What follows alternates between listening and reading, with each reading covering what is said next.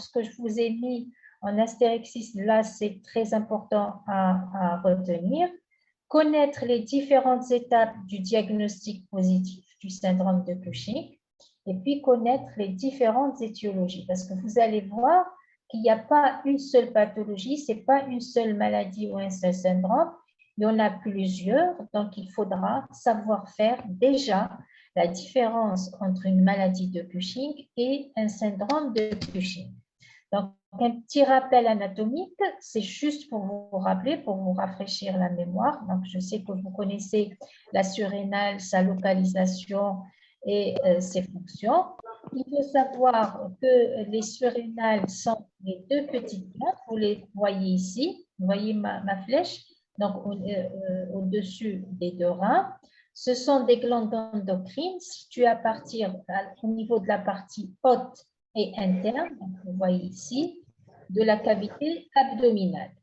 Elles sont rétropéritonéales à droite et à gauche, au niveau de la 12e vertèbre dorsale, et elles font à peu près une taille de 4,5 cm de long sur 3 cm de large et 1 cm d'épaisseur. Donc, c'est deux petites glandes sur les reins.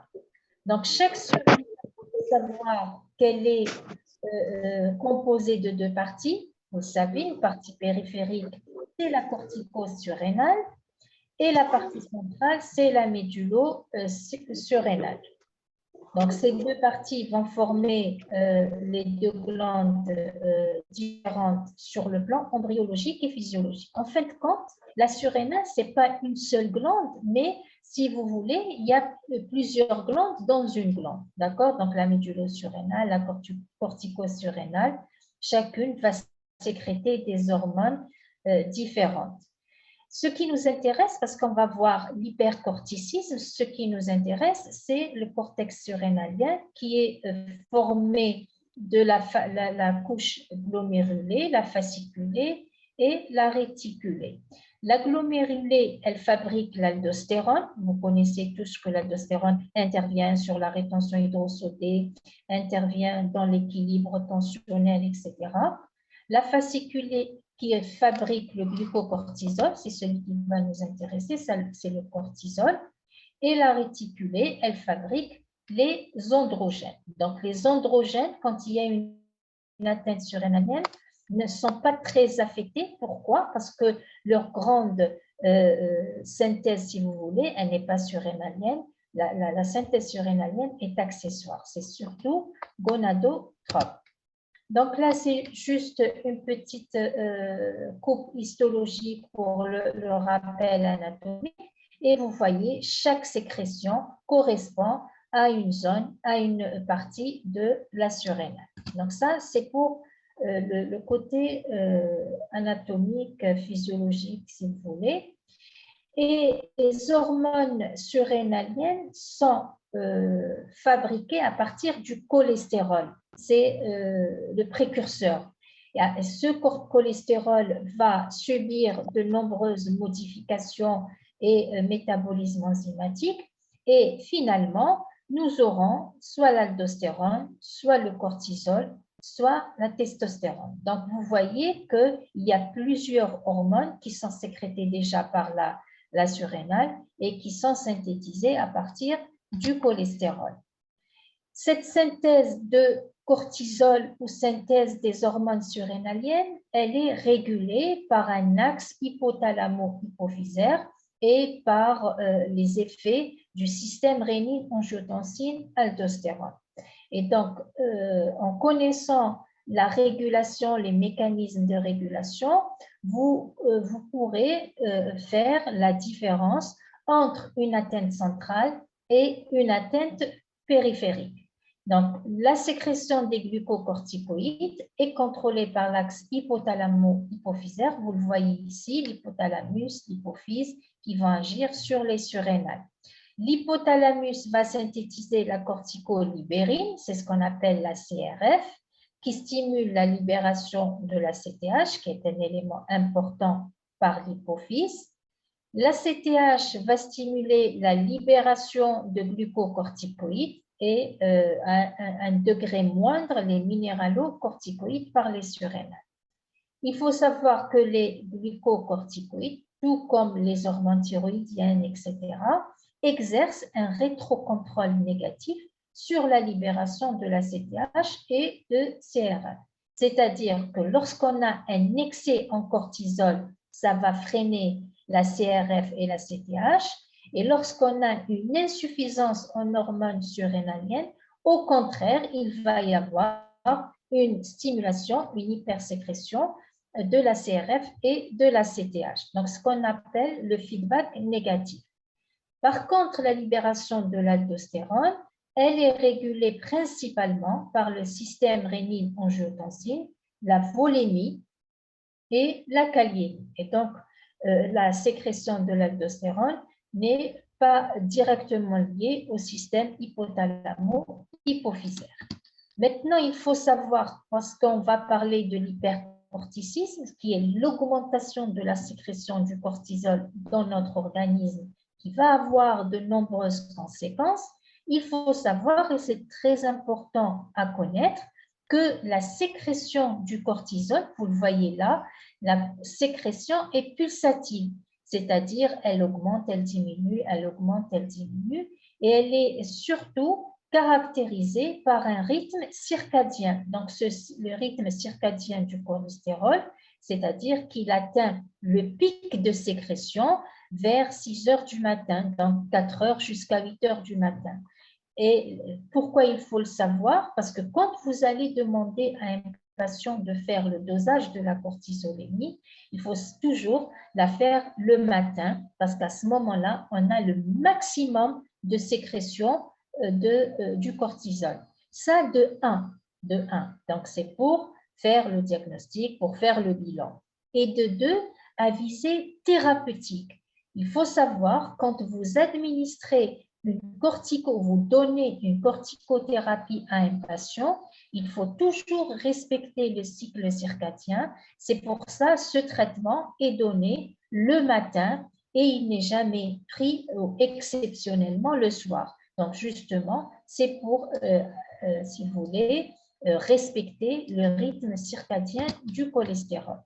Maintenant, avant de connaître quels sont les symptômes, les manifestations sémiologiques d'un hypercorticisme, il faut connaître l'action de ces hormones surrénaliennes, que ce soit le cortisol, que ce soit l'androgène, les androgènes, ou bien les minéralocorticoïdes.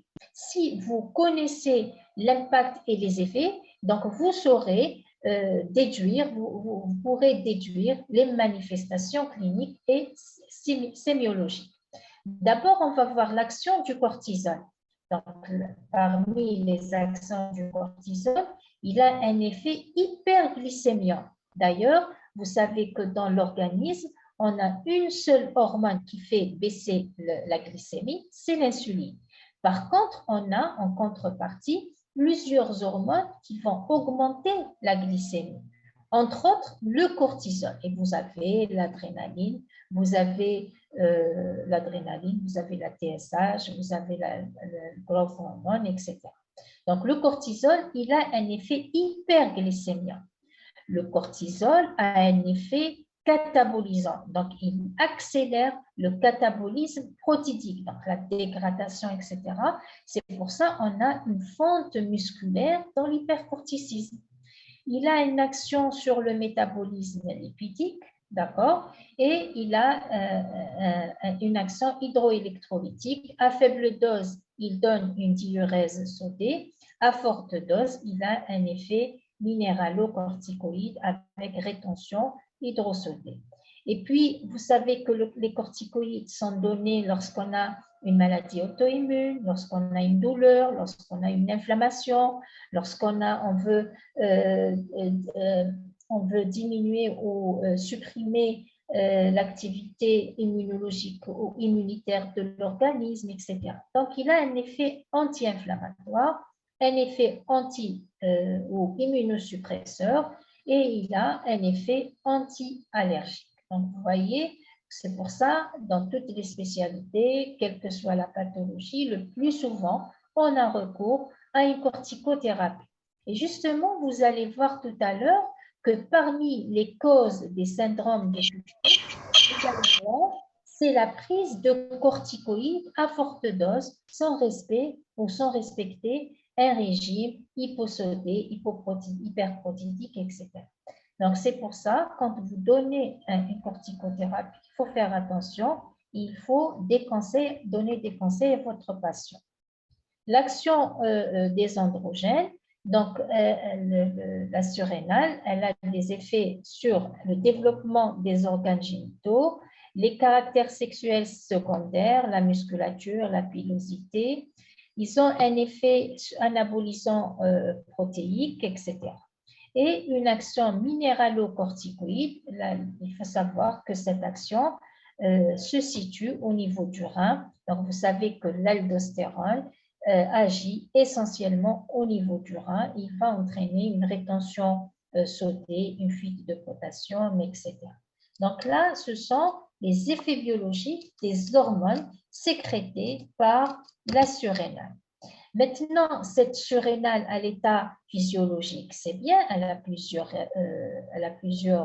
si vous voulez, actions et mécanismes, mais lorsqu'elle est touchée, donc on a plusieurs pathologies. Soit on a une insuffisance surrénalienne par manque ou par carence en hormones surrénaliennes, soit on est devant un excès de sécrétion d'hormones surrénaliennes, essentiellement du cortisol, et on est devant l'hypercorticisme, c'est le cas qui nous intéresse, ou bien nous sommes devant un hyperaldostéronisme primaire, c'est par excès de sécrétion d'aldostérone, lorsque par exemple vous êtes en décompensation, lorsqu'il y a une décompensation cardiaque, une HTA, etc.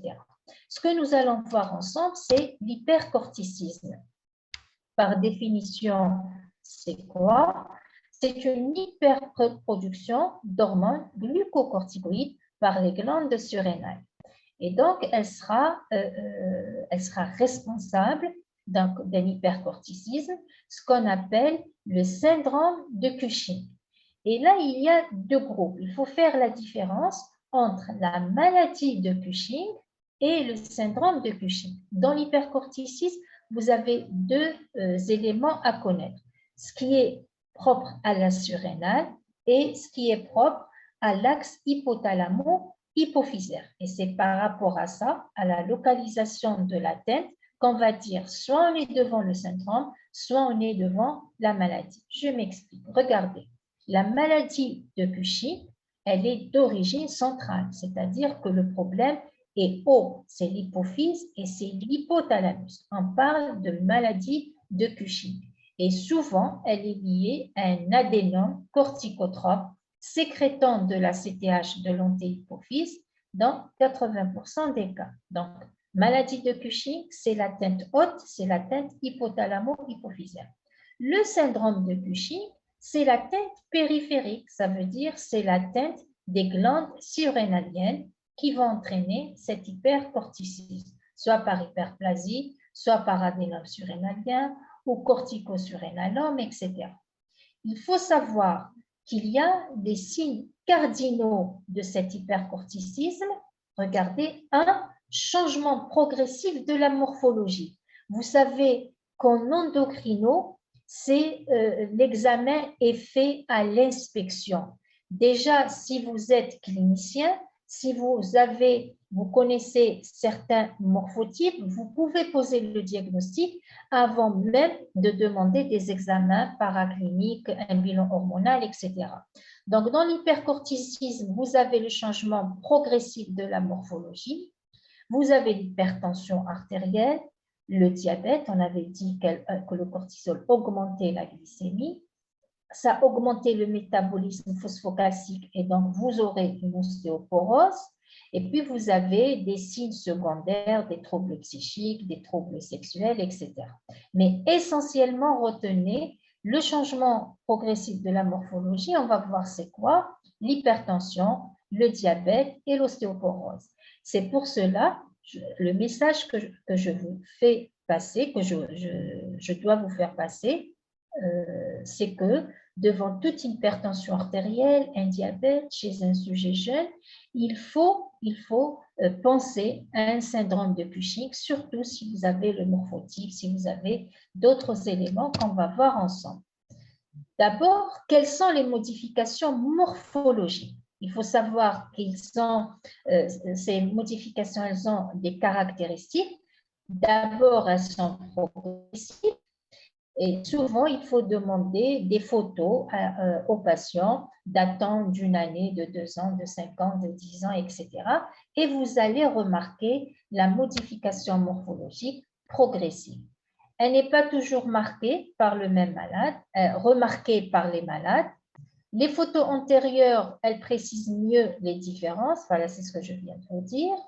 Et il y a 3 types de troubles. Vous avez l'obésité facio-triangulaire, donc elle va toucher la tête, la nuque, vous allez voir. Vous avez l'amyotrophie, parce qu'on avait dit qu'il y avait augmentation du métabolisme protidique. Et vous avez des signes cutanés, vous allez voir les rétroses, les chymoses, etc. On va les voir ensemble.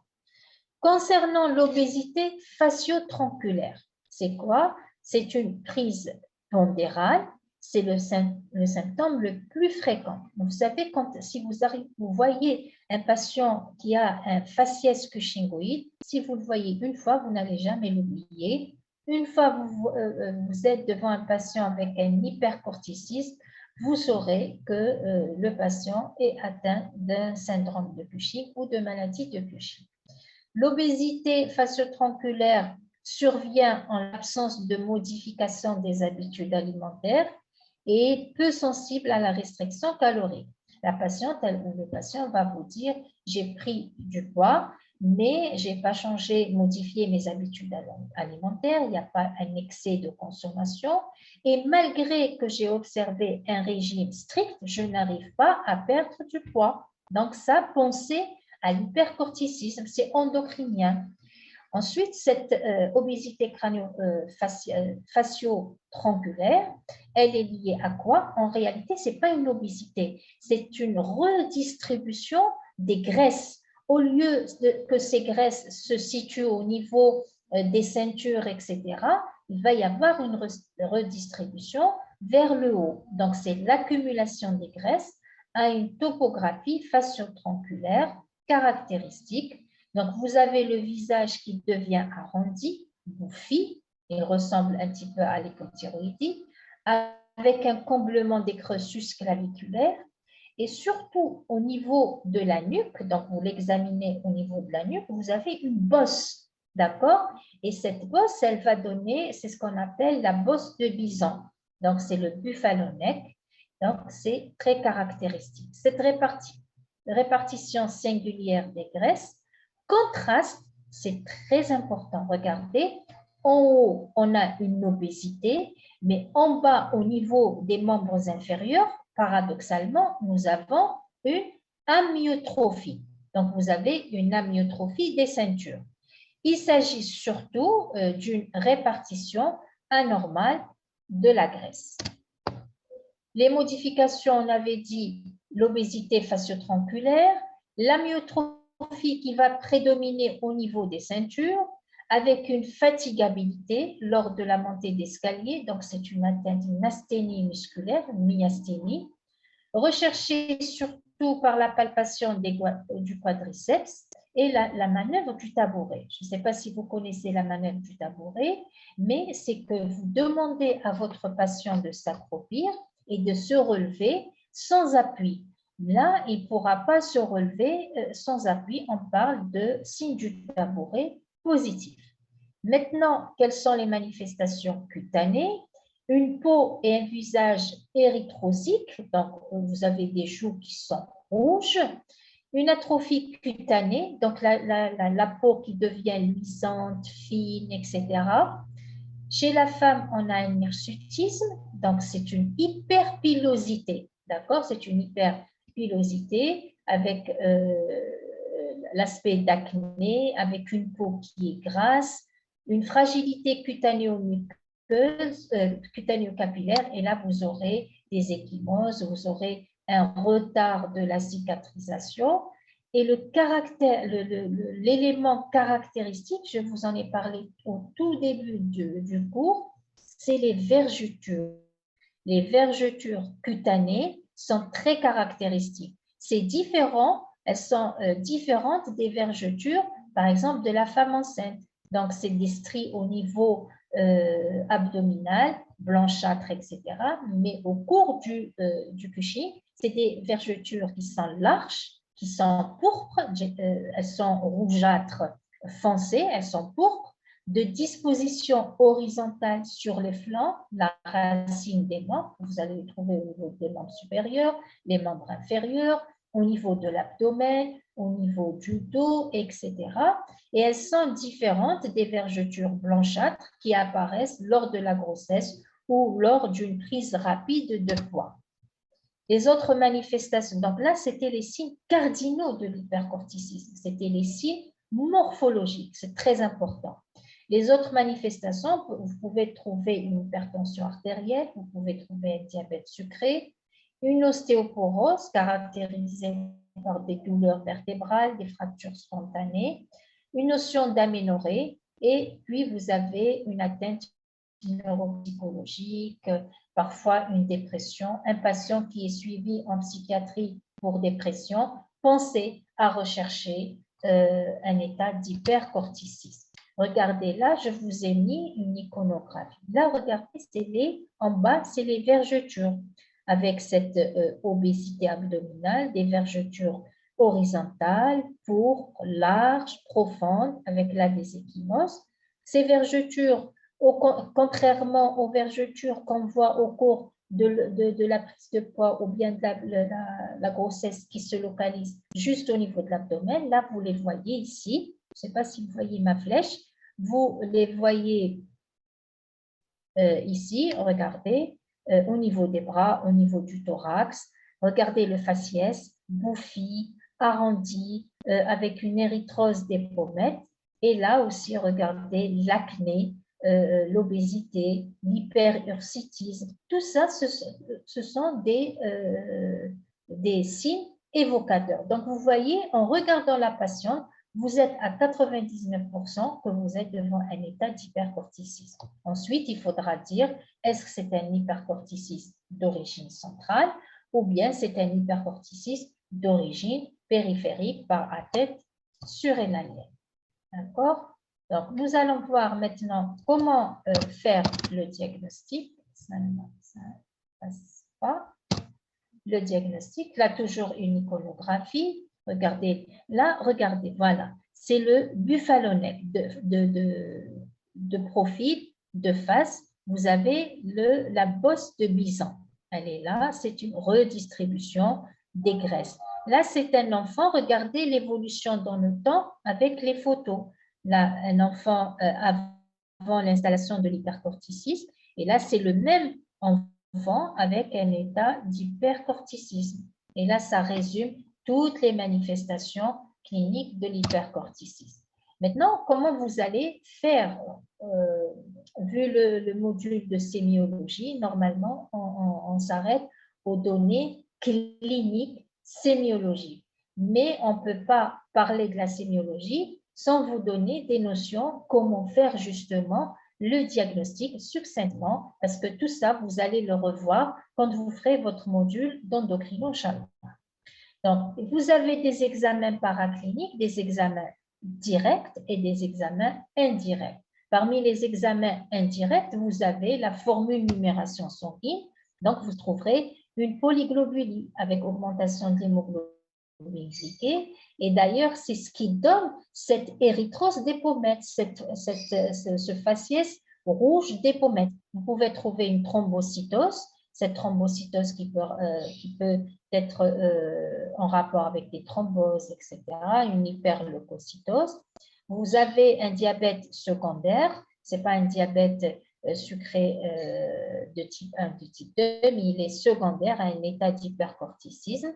Vous pouvez avoir une hypokaliémie, c'est très important, une hypokaliémie, une élévation des CPK, donc des enzymes musculaires, des enzymes hépatiques, une hypercalciurie. On avait dit que ça augmentait le turnover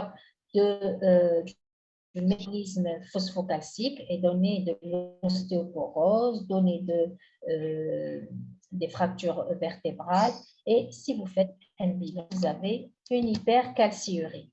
Quels sont le bilan direct pour dire un hypercorticisme, pour confirmer l'hypercorticisme? Vous avez le dosage hormonal. Et vous savez, quand on fait un dosage hormonal, toujours on fait un dosage hormonal statique et un dosage, si on n'a pas assez d'éléments pour poser le diagnostic, on peut aller au dosage dynamique. Le dosage statique, vous allez doser le cortisol et le plus sensible, c'est le cortisol urinaire des 24 heures, d'accord? Vous allez le trouver élevé et on va doser l'ACTH. Donc, quand vous allez doser le cortisol, la cortisolémie par exemple, vous allez la faire le matin à 8 heures parce que vous allez trouver élevé, mais même si vous la faites le soir à minuit, etc., malgré qu'à l'état normal, le cortisol baisse le soir, on va le trouver élevé. Pourquoi? Parce qu'il y a une hypercorticisme, il y a la perte du cycle circadien. D'ailleurs, vous avez dû remarquer que souvent les douleurs, une rage de dents, des arthrites, des douleurs, vous les ressentez beaucoup plus le soir que la journée. D'accord? Et pourquoi? Parce que le cortisol a un effet anti-inflammatoire, a un effet antalgique. Le matin, il atténue la douleur. Mais le soir, comme il va diminuer, sa concentration va diminuer, à ce moment-là, la douleur va s'exprimer, etc. Souvent, on a une rage de dents la nuit. Malheureusement, il n'y a pas de dentiste et à ce moment-là, c'est qu'on a cette rage de dents. Donc, on revient, on fait le dosage de la cortisolémie le matin, on fait la cortisolurie parce qu'elle est plus sensible, et puis on va doser l'ACTH. On avait dit au début que l'ACTH était responsable de la sécrétion surrénalienne. Donc, à partir du taux de l'ACTH, on va dire, est-ce que c'est une atteinte centrale, c'est-à-dire on est devant une maladie de Cushing, avec une ACTH élevée ou anormalement normale, ou bien on est devant une ACTH qui est basse, d'accord? Et à ce moment-là, on est devant le syndrome de Cushing, ACTH indépendant, et on va voir du côté des surrénales. Si parfois le dosage statique n'est pas concluant, on va vers le dosage dynamique. C'est-à-dire quoi? On va donner des corticoïdes, la dexaméthasone, et on va voir est-ce que ça va freiner la sécrétion ou pas. On a le test de freinage minute, on va donner 1 mg de dexaméthasone, d'accord? Puis on fait le dosage du cortisol le lendemain matin à 8 heures. Le résultat, il est normal, c'est-à-dire qu'il n'y a pas d'hypercorticisme. Comme on a apporté de la dexaméthasone, le cortisol devrait être bas le lendemain matin par rétrocontrôle négatif. Si on apporte le soir de la dexa et le matin, le cortisol est bas, on se dit que c'est une réponse normale. Elle a répondu normalement. Par contre, si on est devant un syndrome de Cushing, il n'y a pas de freinage. Malgré la dexaméthasone, le taux de cortisol reste élevé le matin parce qu'on est devant un état d'hypercorticisme permanent. Là, je vous ai mis un petit tableau récapitulatif des tests et leur interprétation.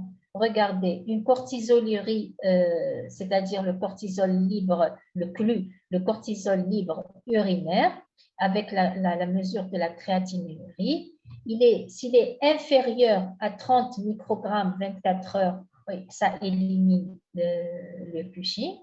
Quand on fait un test de freinage à 1 g de dexaméthasone à minuit et on dose la cortisolémie à 8 heures, s'il est élevé, supérieur à 50 nanogrammes, ça confirme le Cushing, parce qu'à l'état normal, normalement, on aurait dû le trouver bas. Mais s'il reste élevé, ça confirme le Cushing. Si on fait une cortisolémie à minuit et on la trouve inférieure à 50, ça élimine le Cushing. Si on la trouve supérieure à 200, ça vous confirme votre syndrome de Cushing ou maladie de Cushing. Le cortisol salivaire, à minuit, il est plus sensible, il est plus facile à réaliser, mais là, il n'est pas remboursable, il est inférieur à 1 nanogramme, c'est va éliminer le Cushing. Donc là, c'est un tableau récapitulatif. Donc, vous avez examiné le patient, vous avez pensé à un Cushing, un état d'hypercorticisme, vous avez fait votre bilan biologique et hormonal, vous avez confirmé votre hypercorticisme. Maintenant, vous devez savoir qu'est-ce qui a donné cet hypercorticisme, parce qu'en fonction de l'étiologie, va dépendre la sanction thérapeutique. Est-ce que c'est un traitement médical? Est-ce que c'est un traitement chirurgical? Est-ce que c'est de la radiothérapie, etc. Le syndrome de Cushing, rappelez-vous, on avait dit il y a 2 types, soit le syndrome de Cushing, soit la maladie de Cushing. Le syndrome de Cushing, ça veut dire quoi? Ça veut dire l'atteinte, elle touche la surrénale. La maladie de Cushing, elle touche l'hypophyse et l'hypothalamus. Le syndrome de Cushing, c'est l'ensemble de toutes les hypercorticismes métaboliques. Il regroupe l'ensemble des étiologies, iatrogènes, prise de corticoïdes. Il faut savoir que la prise des corticoïdes est la première cause de l'hypercorticisme. D'accord? Le syndrome de Cushing, ça peut être un adénosurrénalome, un adénome surrénalien, une hyperplasie surrénalienne, ça peut être un corticosurrénalome dans les états de cancer, etc.